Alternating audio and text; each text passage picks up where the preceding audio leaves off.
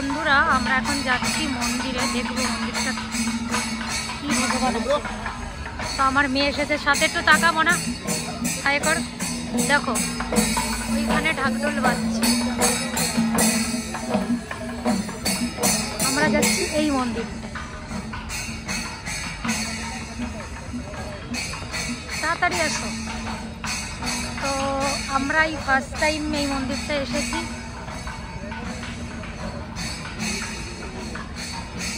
কি সুন্দর না মন্দিরটা, কেরালায় প্রত্যেকটা মন্দিরই খুব সুন্দর,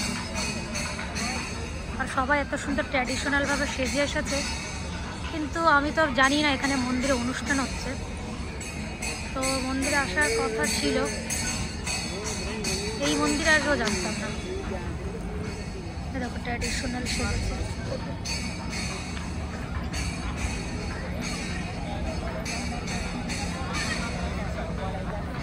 দেখো কি সুন্দর সাজিয়েছে মন্দিরটা।